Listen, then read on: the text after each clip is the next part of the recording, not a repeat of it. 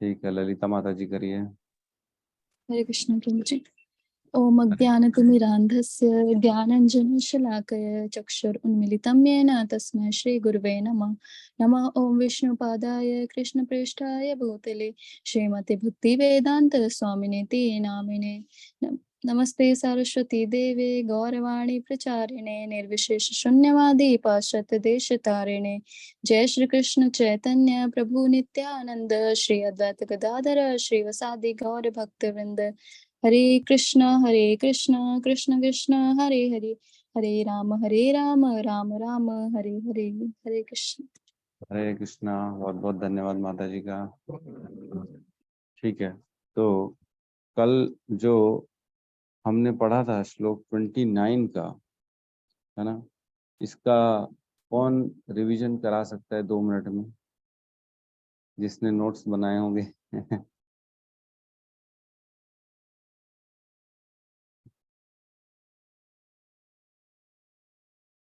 गौतम प्रभु करा सकते हो? जी प्रभु जी, कोशिश करता हूँ। हाँ। श्लोक क्रमांक 29।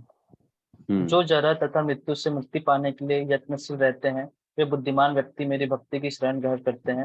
वे वास्तव में ब्रह्म है, क्योंकि वे दिव्य कर्म के विषय में पूरी तरह से जानते हैं। तो यहाँ पे बता रहे हैं कि जो जरा तथा मृत्यु से मुक्ति पाने के लिए यत्नशील रहते हैं, मतलब जो प्रयास करते हैं इन दोनों चीजों से मुक्ति पाने के लिए, तो वो जो दिव्य कर्म होता है। दिव्य कर्म मतलब होता है कि दिव्य कर्म जानना मतलब आत्मा का जो ज्ञान होता है, जिनको आत्मा का ज्ञान हो जाता है, जो अर्थात मतलब जो प्रभु जी थोड़ा सा वो हो रहा है, आप ही बता दीजिए। ठीक है, और अगर कोई प्रयास करना चाहे तो? हरे कृष्णा गुरु जी, थोड़ा सा। हाँ करिए प्रभु जी, करिए। जन्म मृत्यु जरा व्याधि से मुक्त होना है तो मेरी शरण में आकर मेरी भक्ति करो। जन्म मृत्यु जरा तथा रोग इस भौतिक शरीर को सताते रहता है, लेकिन आध्यात्मिक शरीर तथा आत्मा को नहीं। आध्यात्मिक शरीर के लिए ना तो जन्म है, ना तो व्याधि है, ना मृत्यु है। हरे कृष्णा गुरु जी। हरे कृष्णा, बहुत बढ़िया। तो यहाँ पे बताया गया मुक्ति काम जो है ना, मुक्ति की कामना जो करते हैं उनके बारे में बताया गया है। वे लोगों की चर्चा हो रही है जो सिर्फ अपने कष्टों से बाहर निकलना चाहते हैं। वो चाहते हैं मैं जन्म मृत्यु जरा व्याधि, ये 4 तकलीफें आती हैं, इन तकलीफों से बाहर निकलूं, इसलिए भगवान की शरण ग्रहण करूं, ताकि मेरे को ये वो जन्म मृत्यु जो है ना, इसके चक्र से बाहर छुटकारा पा लूं। उनमें अभी भक्ति इसलिए करते हैं ताकि मेरे को मोक्ष मिल जाए। भक्ति का एक्चुअल में अर्थ जो होता है ना, वो भगवान का प्रेम होता है। मतलब यहाँ पे क्या हो रहा है, यहाँ अपनी कामना के लिए काम किया जा रहा है, भगवान के प्रेम के लिए, भगवान के लिए नहीं किया जा रहा है। वो हर चीज भगवान के ऊपर अभी भी सौंप नहीं रहे हैं कि भगवान की जो इच्छा में आएगी वो करे, मैं बस तुम्हारा हूं, चाहे मेरे को यहाँ रखो, चाहे वहां ले जाओ, चाहे किसी भी परिस्थिति में डाल दो, मैं तुम्हारा हूँ। ये वाली भावना अभी तक नहीं आई है इनमें। इनमें खाली ये है कि मैं अपने कष्टों से बाहर निकलूं, इसलिए भगवान की भक्ति करना चाहते हैं। तो इसमें हमने समझा था कि जो है ना, जो भक्ति के लिए भक्ति क्या बोलते हैं, प्रधानीभूत भक्ति, उसका हमने चर्चा की थी। उसमें अलग अलग कैटेगरीज डाली थी, जिसमें सकाम मिश्रित भक्ति होती है, निष्काम मिश्रित भक्ति होती है, ज्ञान मिश्रित भक्ति होती है, ध्यान मिश्रित भक्ति होती है, मोक्षकामी भक्ति होती है, और एक होती है केवल भक्ति।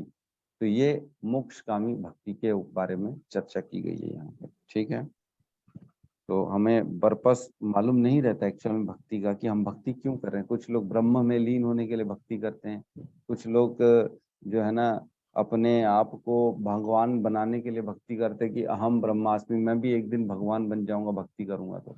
कुछ लोग खाली जन्म मृत्यु के चक्र से बाहर निकलने के लिए, मुक्ति पाने के लिए भक्ति करते हैं।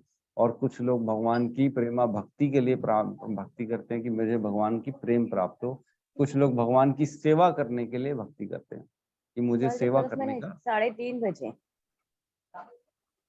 3:30 बजे नहा रही कल। ठीक है, तो ये अलग अलग पर्पज होते हैं। तो एक चैतन्य चरितामृत का श्लोक आता है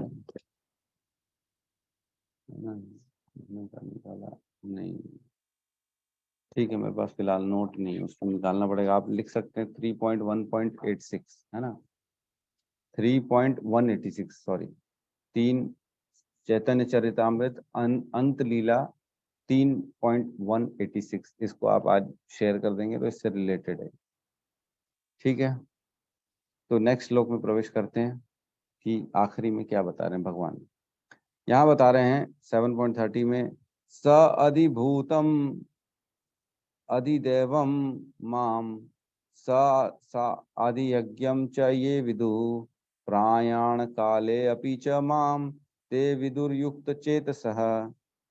जो मुझ परमेश्वर को मेरी पूर्ण चेतना में रह कर मुझे जगत का, देवताओं का तथा समस्त यज्ञ विधियों का नियामक जानते हैं, वे अपने मृत्यु के समय भी मुझ भगवान को जान और समझ सकते हैं।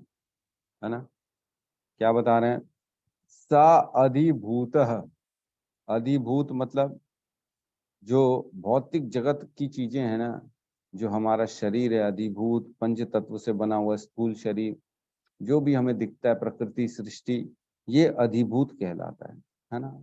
और अधिदेवम किसे कहते हैं, जो सभी देवताओं का कंट्रोलर है। देवता जैसे भगवान के विश्व रूप में सारे देवता निवास करते हैं, विराट रूप में, उसको आदि देवम कहते हैं। आदि देवम, आदि भूतम, आदि आत्मा मतलब आध्यात्मा, ऐसा ऐसा कहते हैं। ठीक है, तो आदि देवम मतलब सारे देवता जहाँ पे निवास करते हैं, जिनके, जो देवताओं के कंट्रोलर हैं, है ना। च ये विदुहु मतलब उसके बाद नहीं, उसके आदि भूतम आदि देवम माम सा आदि यज्ञम, और आदि यज्ञ मतलब सारे यज्ञ, मतलब यज्ञ क्या होता है, जो सारे कर्मों का होता है, सारे कर्म जो हम करते हैं उनको यज्ञ कहा जाता है। चाहे हम आध्यात्मिक कर्म करें चाहे भौतिक कर्म करें, उनको यज्ञ कहते हैं।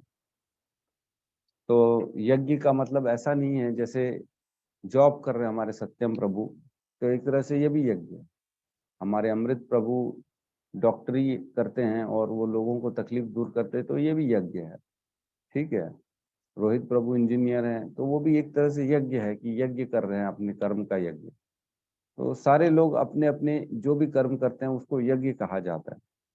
तो आदि यज्ञम मतलब सारे कर्मों का, यज्ञों का नियंता कौन है, नियंता के बारे में बात चल रही, कंट्रोलर। आफ्टर ऑल कौन, किसके लिए और कैसे हो रही है सारी चीजें, है ना। जैसे कल परसों भी हमने चर्चा की थी, हम चाहते हैं, हमको लगता है कि ये हाथ हम हिला रहे हैं, लेकिन क्या हम में इतनी क्षमता है कि हम हाथ हिला सकें। हम सोचते हैं, दिमाग में मैसेज डालते हैं कि भैया आप हाथ हिलाओ, ये करना है, तो हिल जाता है उसके बाद, लेकिन क्या हमारे अंदर ये हमारे कारण हो रहा है? नहीं। कई लोग ऐसे जिनके हाथ नहीं हिलते। क्यों नहीं हिलते? चाहते हैं तो भी नहीं हिलते। क्यों नहीं हिलते? क्योंकि उनकी क्षमता नहीं है। हमारी क्षमता नहीं है, ये तो हमारे साथ परमात्मा बैठे हैं जो इसको परमिट करते हैं कि ठीक है, जो ये चाहता है वो करो। फिलहाल शरीर को ये परमिशन दे के रखे हैं कि इतने इतने समय तक, इतने इतने सालों तक तुम इसके कंट्रोल में रहो, इनकी परमिशन जो होती है वो करते जाओ, है ना। ऐसे ही होता है ना, जैसे एक फैक्ट्री का दरबान होता है, उसको आदेश दिया जाता है कि मैनेजर जो है ना, वो जब आए और जब जाए खोल लो गेट, उसके लिए पूछना नहीं है। लेकिन एक समय आता है जब मैनेजर को आउट करने का समय आता है, तो उस समय फिर दरबान को ये ऑर्डर दिया जाता है कि अब ये मैनेजर आएगा तो तुमको गेट नहीं खोलना है इसके लिए। तो मैनेजर आएगा, कभी मिलने ही आ गया तो भी गेट नहीं खुलेगा उसके लिए। क्यों? क्योंकि आदेश है, नहीं खुलेगा। उसी प्रकार हमारे परमात्मा भी हमारे हृदय में बैठ के आदेश दे देते हैं इस शरीर को कि इतने इतने समय तक ये शरीर, तुम इस आत्मा की बात सुनो, जो ये चाहते हैं वो करो। लेकिन एक समय आता है तब आदेश दे देते हैं हाथ पैर को, अब तुम जो है ना इनके हिसाब से काम करना बंद कर दो। तो आदेश मिलता है तो उसके बाद हमारे हाथ पैर हमारे काम करना बंद कर देते हैं, पैरालिसिस हो जाता है, कुछ भी प्रॉब्लम हो जाती है। तो आदि यज्ञ कौन है? भगवान है, कृष्ण है। सारी चीजों का कंट्रोलर कौन है? भगवान है। आगे बता रहे हैं, जो ये जानते हैं, च ये विदुः, मतलब जो ये जानते हैं, क्या करते हैं उनके बारे में क्या बता रहे हैं? प्रयाण काले अपि च माम। प्रयाण काले मतलब जिस समय मृत्यु का समय आता है, प्राण निकलने का समय आ जाता है, तब भी प्रयाण काले अपि च माम ते विदुर युक्त चेतसा, तो उस समय भी वो मुझको जान पाते हैं।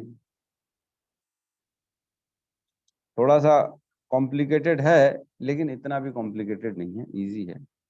ठीक है, लिखा इसमें, जो मुझ परमेश्वर को मेरी पूर्ण चेतना में रहकर मुझे जगत का, है ना, आदि भूतम, देवताओं का आदि दैवम, तथा समस्त यज्ञ विद्याओं का, विधियों का, सॉरी यज्ञ विद्या नहीं, यज्ञ विधियों का मतलब आदि यज्ञम, है ना, का नियामक जानते हैं। नियामक मतलब कंट्रोलर, बॉस, बॉस जानते हैं। वे अपनी मृत्यु के समय भी मुझ भगवान को जान और समझ सकते हैं। तो अर्जुन को डाउट हो रहा है, ये ऐसा क्यों बोल रहे हैं कि मृत्यु के समय मेरे को जान पाता है? तो मृत्यु के समय जानने का क्या इंपॉर्टेंस है? समझ रहे हैं? मृत्यु के समय जान के क्या कर लोगे? अर्जुन को ये क्वेश्चन आ रहे हैं अंदर से। अभी नेक्स्ट जो श्लोक आएगा ना, वो 8वें अध्याय का पहला और दूसरा जो श्लोक है ना, वो 7वें अध्याय का 29 और 30वें श्लोक के आधार पे क्वेश्चन पूछ रहे हैं। जैसे भगवान ने ये 29वां श्लोक बताया और 30वां श्लोक बताया अर्जुन को, 2 श्लोक सुन के बोले, अरे रुको रुको रुको रुको, ये क्या बोल दिया आप मेरे साथ? ये क्या क्या बता दिए, मेरे को कुछ समझ में नहीं आया। आदि भूतम, आदि यज्ञम और आदि देवम, ये क्या बता दिया आप? और प्राण काले, मृत्यु के समय क्या जरूरत है इसको याद करने की? उसका दिमाग घूम जाएगा अर्जुन का। हम पूछेंगे, हम समझेंगे इसको, ऐसा क्यों बता रहे भगवान? मृत्यु के सामने, मृत्यु के समय की क्या जरूरत है इसको याद करने की? जब समझ में आ गया तो समझ में आ गया, मृत्यु से क्या लेना देना इसका? अभी पूछेगा वो नेक्स्ट क्वेश्चन में, नेक्स्ट श्लोक में। तो ये एक तरह से कनेक्शन बनते आ रहा है ना। 29 में देखा, ब्रह्म की बात की गई है, ते ब्रह्म तद विधि, तो वो बुद्धिमान व्यक्ति ब्रह्म बन जाता है। ब्रह्म वास्तव में ब्रह्म है ना। नेक्स्ट पिछले श्लोक में पढ़ा हमने, जो जन्म मृत्यु को छोड़ के जाना चाहता है, भक्ति करता है, वो वास्तव में ब्रह्म हो जाता है। तो वो भी डाउट में आ जाता है अर्जुन, ये ब्रह्म क्या है? ब्रह्म की किसकी बात चल रही है? तो अभी नेक्स्ट श्लोक में हम पढ़ेंगे, 8वें अध्याय जैसा कल परसों स्टार्ट होगा। तो ये सारे क्वेश्चन जो है ना, ये आधार बनेगा कि ये सब क्या बोल दिया भगवान ने।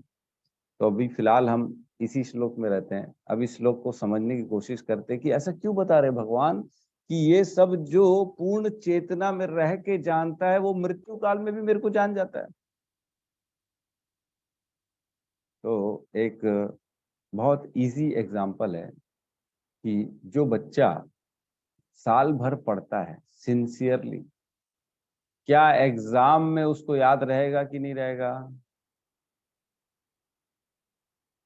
है ना। ये एग्जाम्पल समझ जाओगे तो इजीली ये श्लोक को समझ जाओगे। क्यों अमृत प्रभु, साल भर आपने पढ़ाई की तो एग्जाम में आपको याद रहेगा कि नहीं रहेगा? रहेगा प्रभु जी। रहेगा। और साल भर आपने खाली मस्तीखोरी की, घूमे फिरे, ऐश किए, बुक कभी खोला नहीं, एग्जाम टाइम में याद रहेगा? नहीं रहेगा। पढ़ लिए थोड़ा बहुत साल भर, मतलब इंटरेस्टिंगली नहीं पढ़ा, सीरियसली नहीं पढ़ा, ऐसे ही खोलते घूमते फिरते, कभी सुन लिया था कभी जान लिया था, तो भी याद रहेगा क्या एग्जाम में? नहीं रहेगा।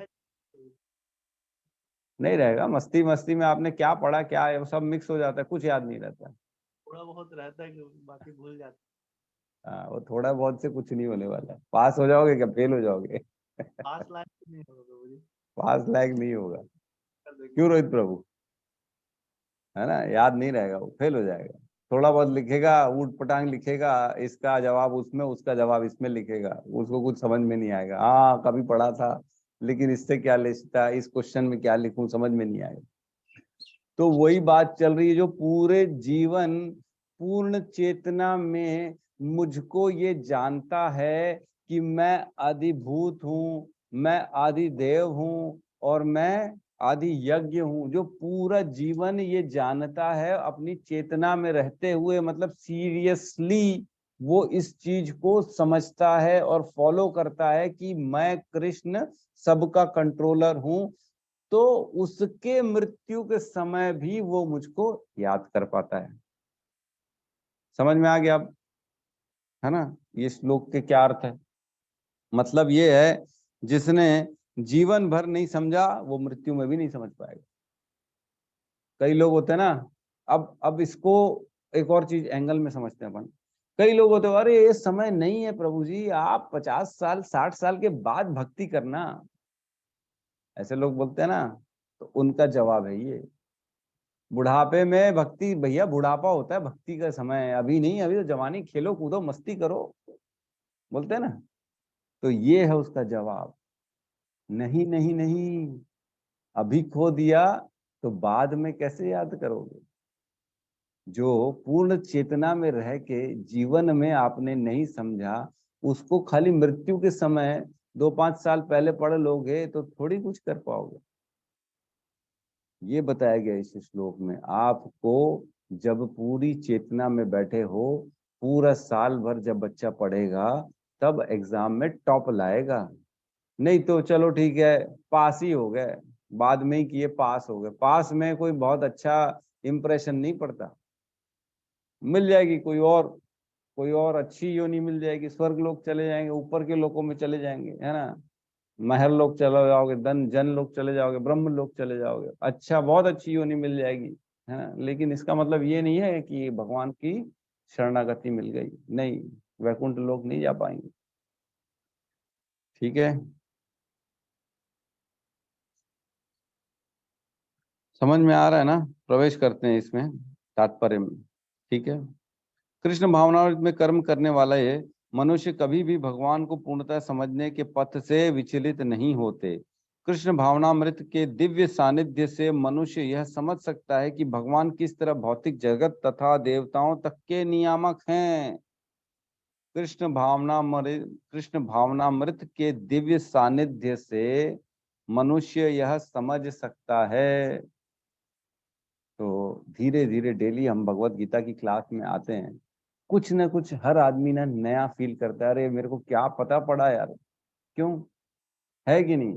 इतनी सारी चीजें हमारी डिस्कशन होती हैं, क्या हम क्लास में बगैर आए ये सारी चीजों को हमको पता पड़ सकता है कि जो जो हम चर्चाएं करते हैं यहाँ पे सुबह सुबह, आत्मा के बारे में, दिव्यता के बारे में, भगवान के बारे में, सब चीजों के बारे में हम चर्चा करते हैं, इतना नॉलेज मिलता है हमको। ये ऐसे मिल सकता है क्या रूटीन लाइफ से? नहीं मिल सकता। जब तक हम क्लास आएंगे नहीं, पढ़ेंगे नहीं, समझेंगे नहीं, तब तक हमको समझ में नहीं आएगा।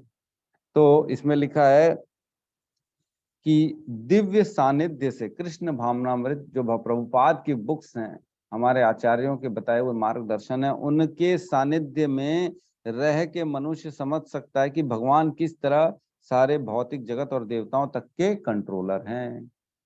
ईश्वर परम कृष्ण सच्चिदानंद विग्रह नादिरादिर गोविंद सर्व कारण कारणम, हर चीजों के कारण कृष्ण है, और वही सब पूरी सृष्टि को पैदा करने वाले हैं, वही चलाने वाले हैं, और वो सबसे ऊपर, उन्हीं से सब कुछ स्टार्ट हुआ है। ठीक है, बीजम माम सर्वभूतानाम वृद्धि पार्थ सनातन, है ना, बीज है भगवान, हर चीज के बीज, पेड़ का बीज जो होता है ना, उसी से सब कुछ निकलता है। बीजम माम सर्वभूतानाम, हर योनि के, हर जीव के बीज हैं भगवान कृष्ण।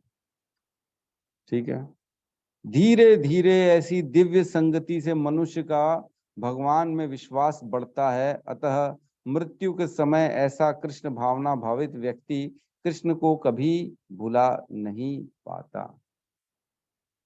बहुत बहुत बहुत इंपॉर्टेंट लाइन है, इसको आप टिक कर सकते हैं। धीरे धीरे ऐसी दिव्य संगति, ऐसा एसोसिएशन इज वेरी इंपॉर्टेंट जो हम करते हैं ना, एसोसिएशन इज वेरी इंपॉर्टेंट। ऐसी एसोसिएशन से मनुष्य जो होता है ना, भगवान में उसका विश्वास बढ़ता है। जैसे जैसे हम लीलाएं सुनते हैं भगवान की, ये किया भगवान ने, वो किया, अपने सखाओं के लिए कितना ज्यादा किया उन्होंने, है पूतना का वध कर दिया, है ना, किस प्रकार गोवर्धन पर्वत उठा लिया। भगवान तो सूर्य की रोशनी है, भगवान तो जल का स्वाद है, भगवान तो बल है, हमारी शक्ति भगवान है ना। भगवान कहते हैं मैं काम भी हूं, वो काम हूं जो कि धर्म संगत काम, अधर्म वाला काम नहीं हूं। हर चीज भगवान है, हर चीज हर जगह भगवान का कहीं ना कहीं अस्तित्व है। हर चीज में भगवान, विश्व के हर अणु में भगवान प्रवेश करते हैं परमात्मा के रूप में। तो ये धीरे धीरे जब हमको समझ में आता है कि भगवान ही हमारे हृदय में बैठे हैं, वही उपदृष्टा अनुमंता चा भरता भोक्ता महेश्वरा, हर चीज को ग्रहण तो वही कर रहे हैं। रसों का मतलब हर फलों का रस में हूँ, स्वाद में हूँ। भगवान कहते हैं पेट की जठराग्नि में हूँ, पचाने की शक्ति में हूँ, तो सब तो भगवान है। बुद्धि में हूँ, तेज में हूँ, बुद्धि बुद्धि मताम अस्मि तेज तेजस्वी नाम अहम, हर चीज तो भगवान है। ये जिस दिन हमको समझ में आता है तब फिर भगवान आगे कहते हैं वह अतः मृत्यु के समय ऐसा कृष्ण भावना भावित व्यक्ति कृष्ण को कभी नहीं भूला, कभी भुला नहीं पाता। ऐसी परिस्थिति वाला आदमी ही मृत्यु के समय भगवान को याद कर पाता है। अब याद आ गया वो वृंदावन वृंदा देवी दासी का जो अपन लेटर पढ़े थे, याद है कि नहीं याद?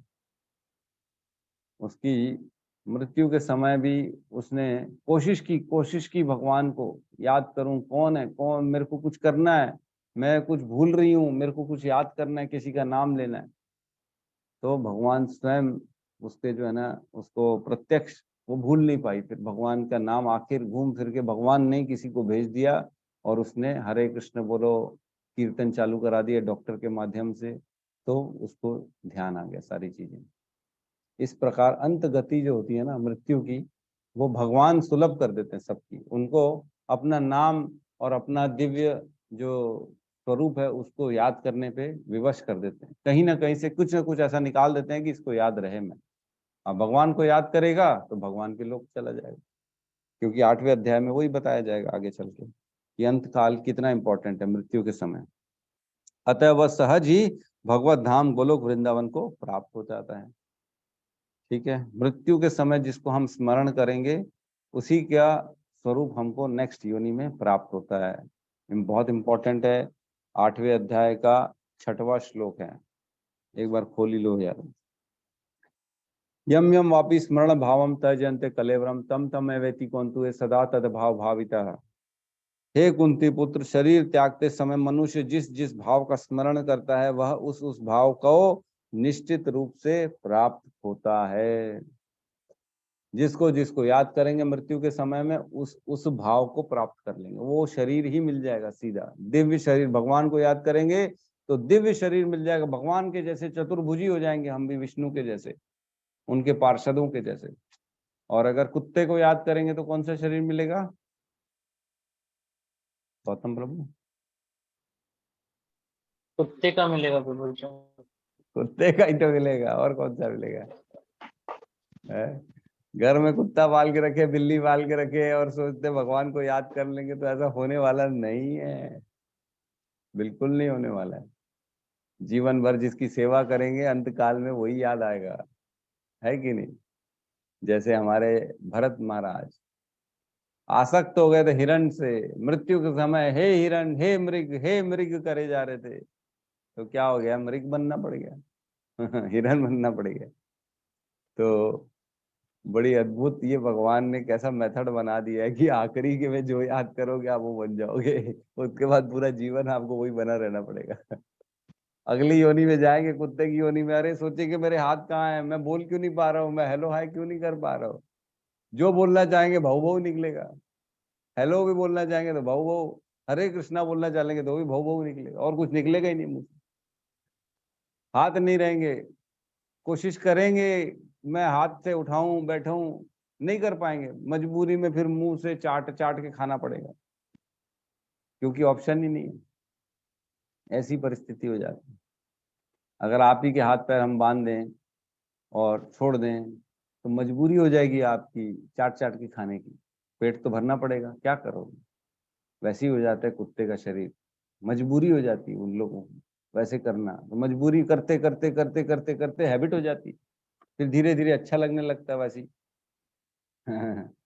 हर शरीर में फिर धीरे धीरे आदमी उसी के अनुसार भोग भोगने की इच्छा करता है। चलो चलो ठीक है, हाथ पैर जैसे भी हैं तो सही, ठीक है, इसी में खुश रहने की कोशिश करो, फिर उसी में खुश रहने की कोशिश करते हैं। तो ये खतरनाक स्थिति है बहुत, और इसलिए अंत काल के लिए ना अभी से तैयारी करनी चाहिए। कोई कुत्ता बिल्ली ये सब गधा घोड़ा पालने की जरूरत नहीं है, कोई किसी में मोह डालने की जरूरत नहीं है। कोई जो है ना ज्यादा वाइल्ड लाइफ जो होते हैं ना, पागल होते हैं, उनको ये सब नहीं, इतना नहीं सोचना चाहिए, इतना मैं प्रेम करूं, सांपों के साथ प्रेम करते हैं लोग, ये करते हैं वो करते हैं, तो ये सब की कोई जरूरत नहीं है, ये बहुत खतरनाक है।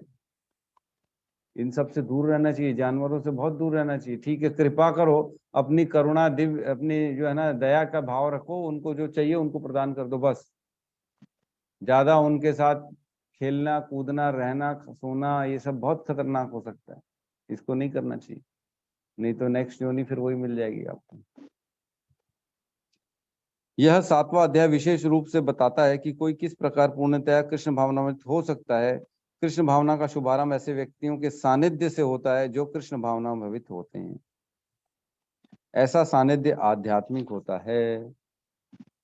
तो एक चीज समझ रहे हो आप कि जो भगवान की भक्ति है ना, एक्चुअल में ये सिर्फ और सिर्फ भक्त दे पा रहे हैं। ये समझ पा रहे हो कि नहीं? ऐसे नहीं मिलती भक्ति। जब तक आपको कोई भक्त नहीं मिलेगा, आपको कोई गाइड नहीं करेगा, जब तक आपको कोई बताएगा नहीं शास्त्र में क्या लिखा है, उसका निचोड़ क्या है, भगवत गीता का मैसेज ये है, ऐसा पढ़ना है, ये लिखा है, वो लिखा है, देखो इस श्लोक से उस श्लोक का रिलेशन है, इसका अर्थ ये है, और वहां पे भी हमने ऐसे ही पढ़ा था। तो ये जब तक कोई बताएगा नहीं ना, आप भगवत गीता को समझ ही नहीं सकते। जीवन लगा दोगे लेकिन समझ नहीं पाओगे, 15-15 बार पढ़ लोगे तो नहीं समझ पाओगे, जब तक कोई भक्त नहीं बताएगा तब तक। जैसे एक फूल होता है ना, फूल में जो हनी होता है ना, मधु जिसको बोलते हैं अपन, हनी, शहद, फूलों में होता है ना शहद, कहाँ होता है? कैसे रोहित प्रभु, कहाँ होता है शहद? वो करते हैं ना प्रभु जी इसमें छत्ते वो में। हाँ छत्ते में होता है ना। तो वो निकालते कहाँ से? वो तो अपने मधुमक्खी कहाँ से निकाल, हाँ, फूल से ही आता है। मधुमक्खी का फूल से निकाल के देती है। मधुमक्खी का काम ही ये होता है कि वो फूल से उसका मधु निकालती है और जा जाके छत्ते में चिपका के रखती है, छत्ते में भरते रहते हैं ये लोग, है ना। और हमको चाहिए रहता है, जब शहद चाहिए रहता है तो सीधा छत्ता काटो निकालो और उसको ग्रहण कर सकते हो आप। तो क्या डायरेक्ट हम फूल से ले सकते हैं क्या शहद? डायरेक्ट प्राप्त कर सकते हैं? अरे हटा, मधुमक्खी वाला काम ही नहीं करना, हम डायरेक्ट शहद लेते थे फूल से, हमको मिलेगा ही नहीं, है वो वहां पे लेकिन हमको मिलेगा नहीं, प्राप्त ही नहीं कर सकते। फूल चाहे तो भी नहीं दे सकता आपको डायरेक्ट मधु, आपको एक प्रोसेस से जाना ही पड़ेगा। उसी प्रकार भक्ति भी सिर्फ और सिर्फ शुद्ध भक्त के माध्यम से ही मिल सकती है। डायरेक्ट आप बोलोगे कि मेरे को फूल से जैसे शहद नहीं मिल सकता, वैसे ही डायरेक्ट कृष्ण से भक्ति नहीं मिल सकती। किसी शुद्ध भक्त के पास जाना ही पड़ेगा भक्ति प्राप्त करने। ठीक है, आगे कहते हैं, इससे मनुष्य प्रत्यक्ष भगवान का संसर्ग में आता है। इसका मतलब किसी शुद्ध भक्त के साथ हो, मतलब डायरेक्ट भगवान के साथ हो आप, है ना। और भगवत कृपा से वह कृष्ण को भगवान समझ सकता है। पहला पॉइंट, क्या समझ सकता है वो? भगवान को कृष्ण, भगवत कृपा से कृष्ण को भगवान समझना, पहला पॉइंट। दूसरा, साथ ही वह जीव के वास्तविक स्वरूप को समझ सकता है, और जीव का वास्तविक स्वरूप समझ सकता है कि हम आत्मा हैं, शरीर नहीं है। ठीक है। और तीसरा पॉइंट, कि किस प्रकार जीव कृष्ण को भूलकर भौतिक कार्यों में उलझा हुआ है, हम कैसे फंसे हुए इस संसार में, ये समझता है वो। तीसरा पॉइंट।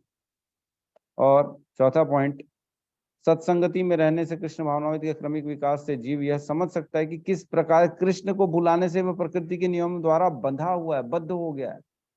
कृष्ण भूलिया संसार है, कृष्ण भूलिया जीव संसार में आ गया। एक श्लोक है ना चैतन्य चरितामृत का, ढूंढूं क्या?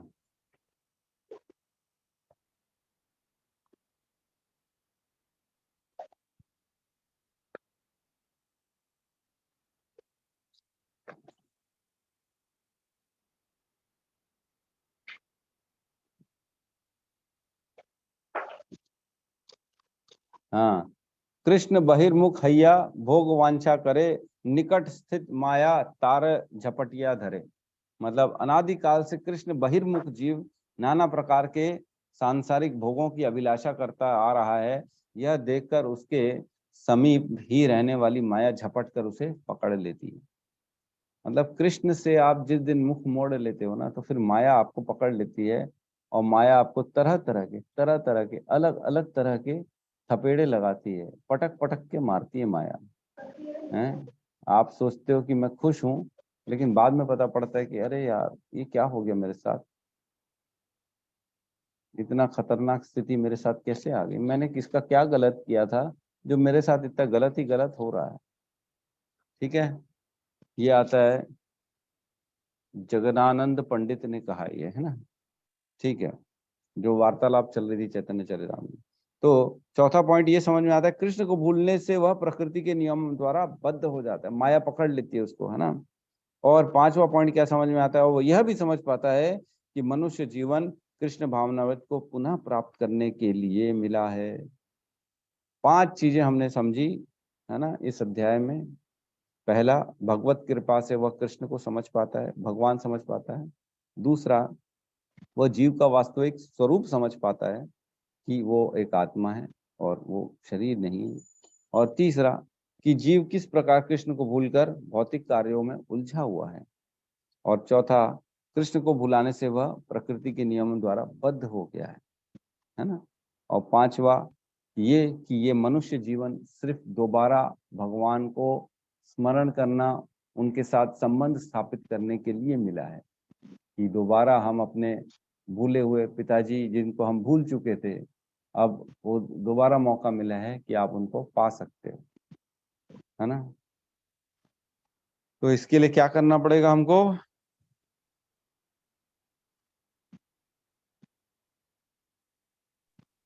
कौन बताएगा क्या?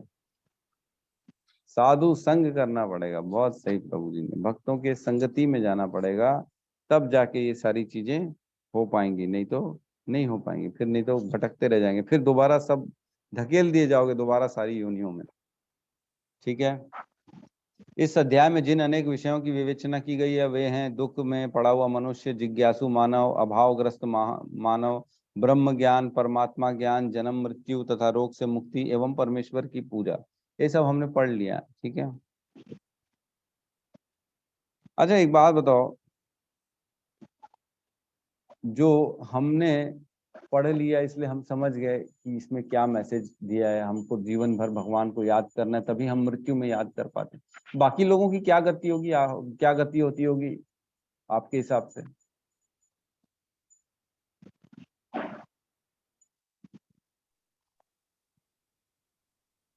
हैं, कौन बताइए ना, उसमें क्या मृत्यु के समय क्या लगता हाँ, होगा उनको?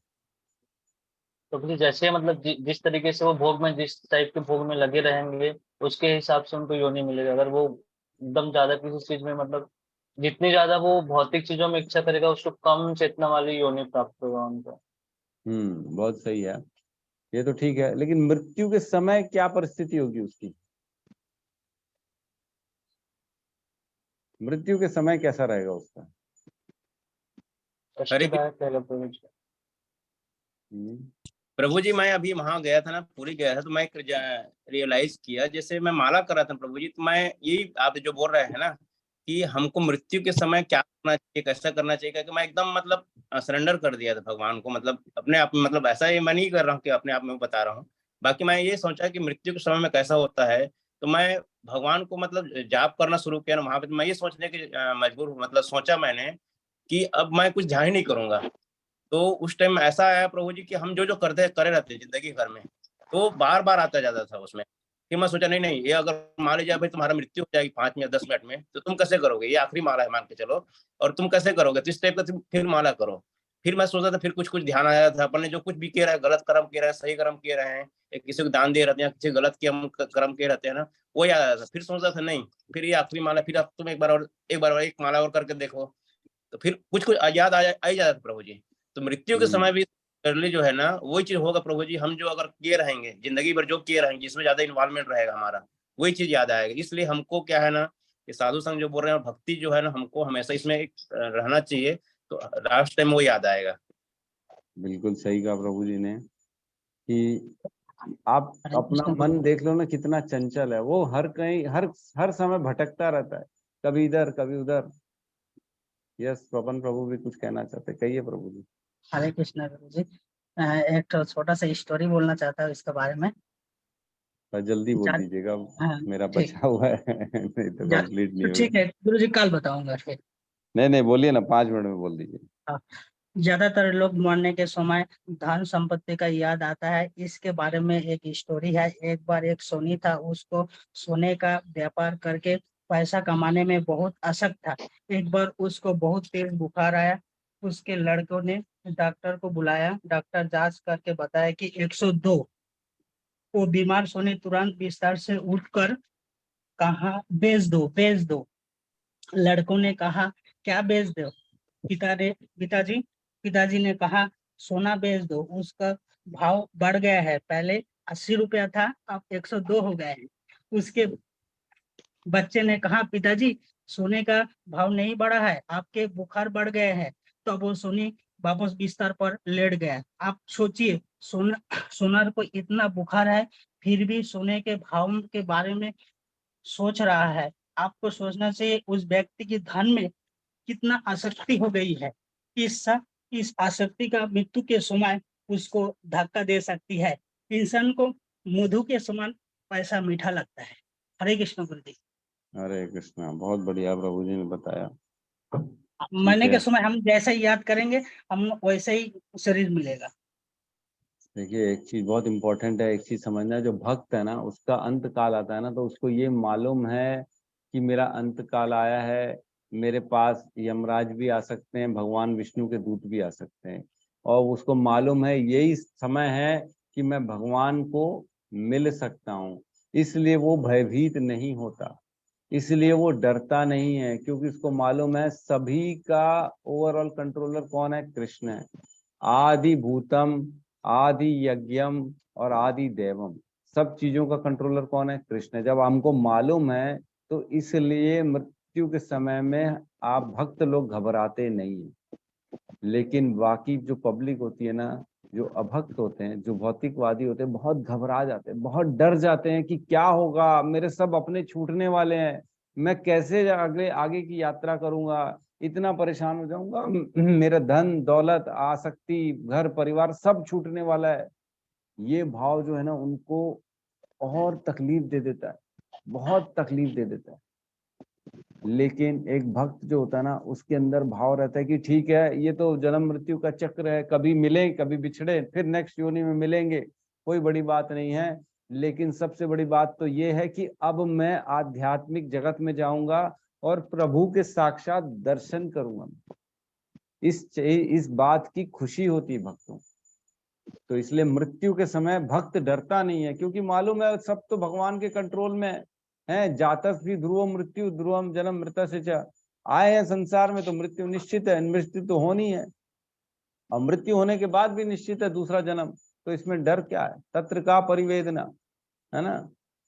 अव्यक्तम आदिनी भूतानि व्यक्तम मध्यानि भारत, अव्यक्तम निधनानि एव तत्र का परिवेदना। इस बात में किस बात का टेंशन कि दोबारा कभी एक समय ऐसा था हम अव्यक्त थे जन्म के पहले, फिर जन्म के बाद व्यक्त हो गया, मध्यानि भारत, व्यक्तम मध्यानि भारत, फिर अव्यक्तम निधनानि तत्र, मतलब अब अव्यक्त हो गए फिर से मरने के बाद।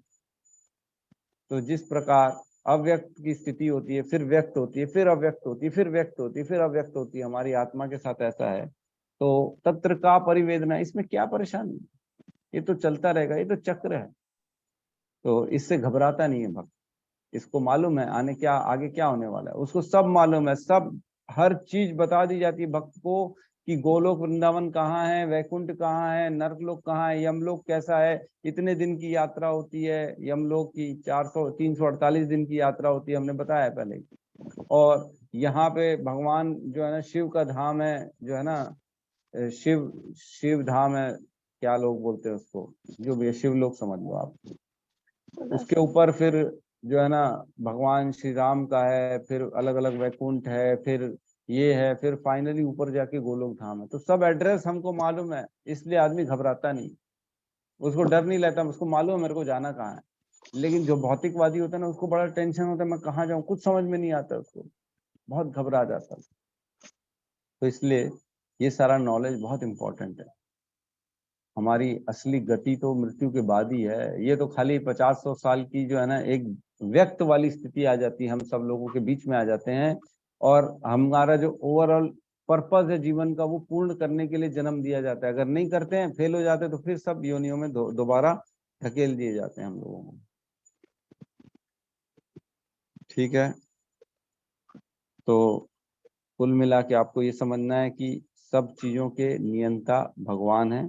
पूर्ण चेतना में रह के इस बात को हमको समझना है। ठीक है, तो हम फटाफट अपने जो होमवर्क वाले चौथे अध्याय की बात किए थे, 4.22.33, यही था ना।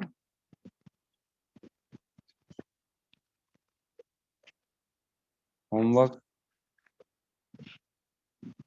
4.22.33 से लेके 40 तक का, इसको मैं फटाफट पढ़ ले रहा हूँ, थोड़ा सा चर्चा भी कर लेंगे हम इसके बारे में।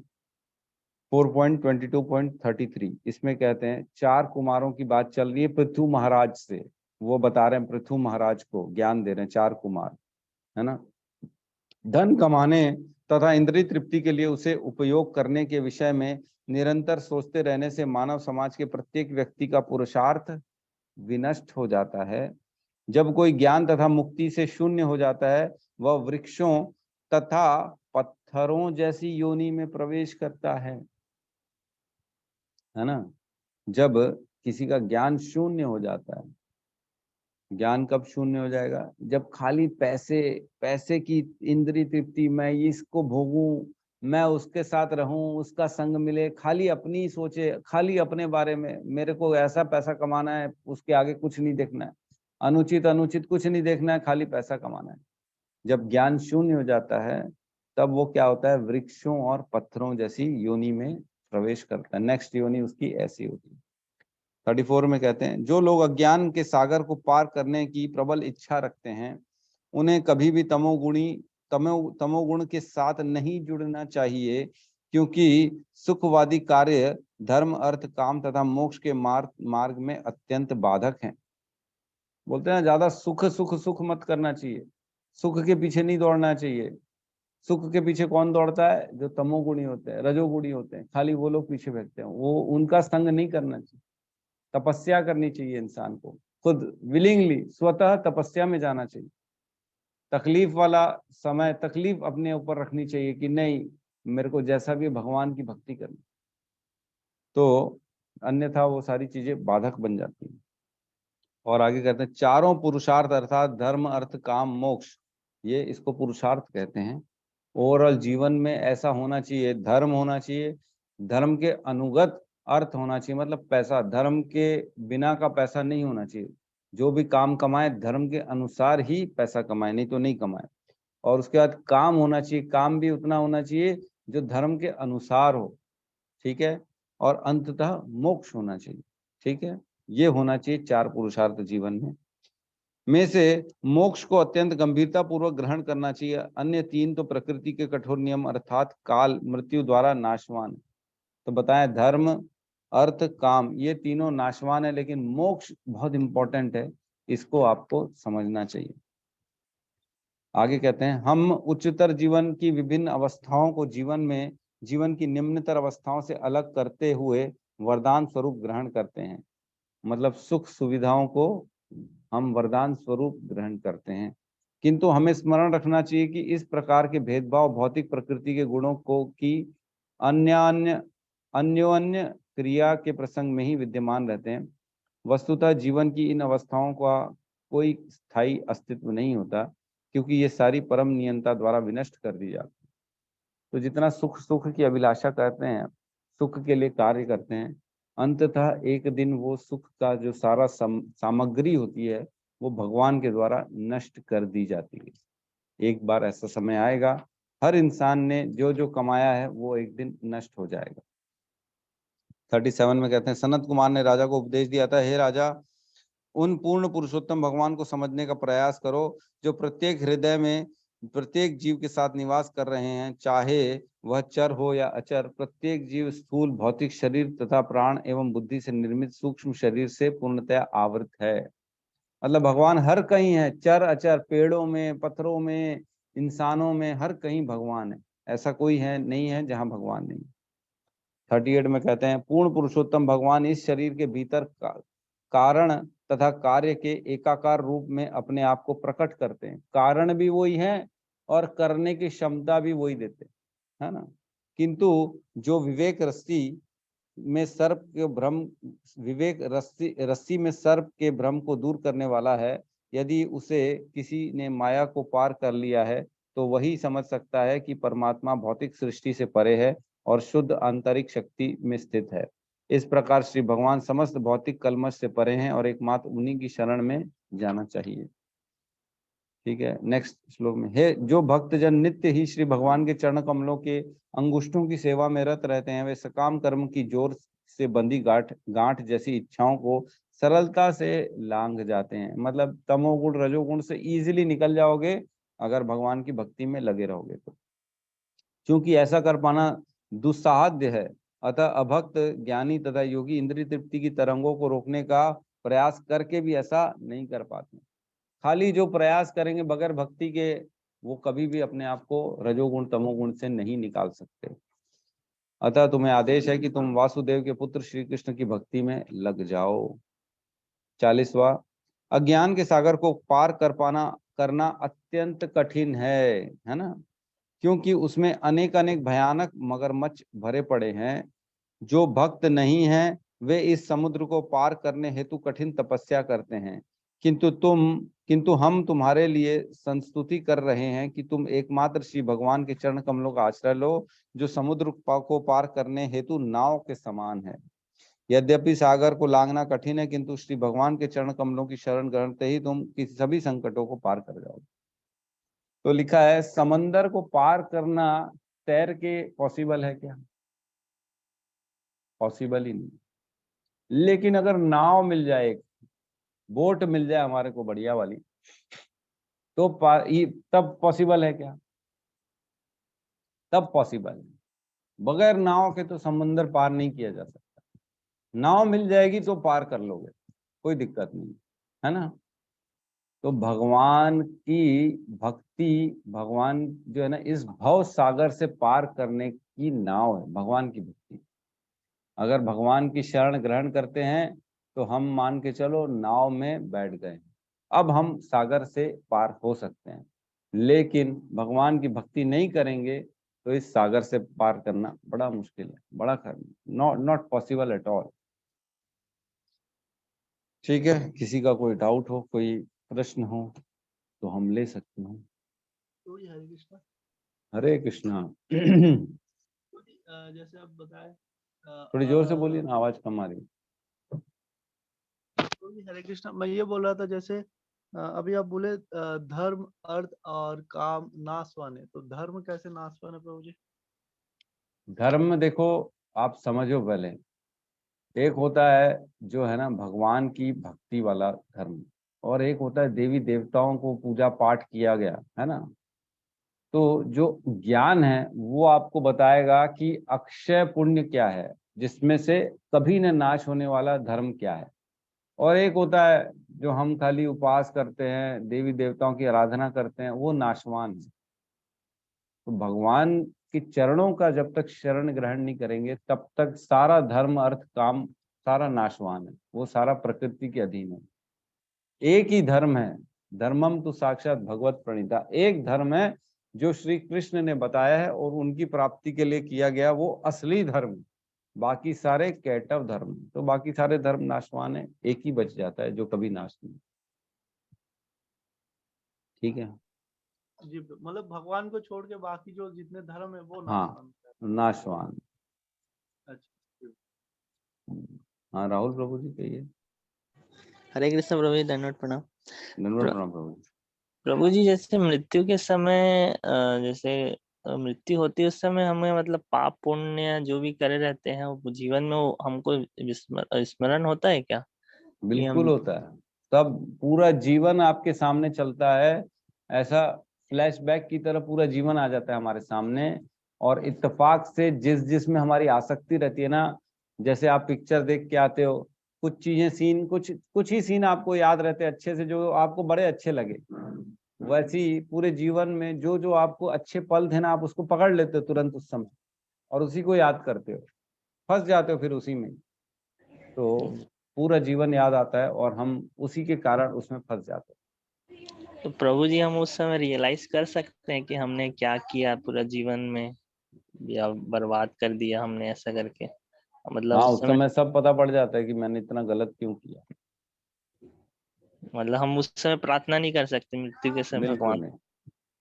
नहीं कर सकते। एग्जाम टाइम में आप बिल्कुल पहचान जाओगे, अरे यार मैंने क्या किया पूरा जीवन, पढ़ा क्यों नहीं, पढ़ लेता तो मैं पास हो जाता, अब पढ़ा नहीं तो मैं लिखूं क्या। तो जीवन भर पढ़ा ही नहीं, जीवन भर समझा नहीं कि पूजा करनी किसकी है, तो अब किसकी करोगे अंत समय में? गणेश जी की कि शिव जी की किसकी करोगे? दुर्गा देवी की किसकी करोगे कि यमराज की करोगे? पता ही नहीं रहेगा तो क्या करोगे आप? समझे? तो ये है, दुविधा हो जाती है, पता ही नहीं है करना क्या है, तो फिर भटक जाते हैं हम।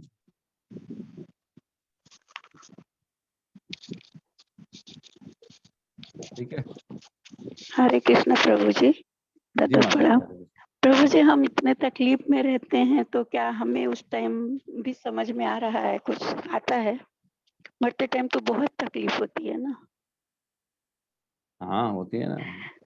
तो कई बार ऐसा होता है कि वेंटिलेटर लगे हैं, इंसान कुछ सोचने समझने की स्थिति नहीं है, जी लेकिन भगवान कहते हैं ऐसे समय में मैं उनको याद करता हूँ।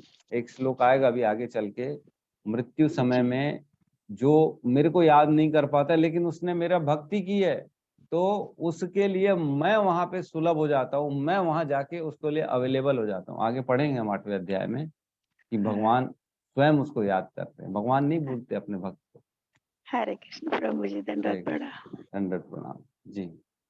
यस गौतम प्रभु।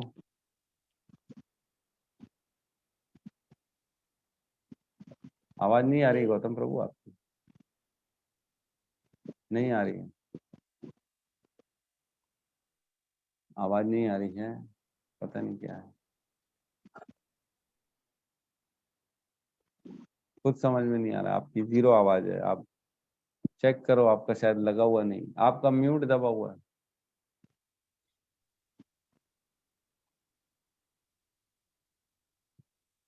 नहीं आवाज आ रही है।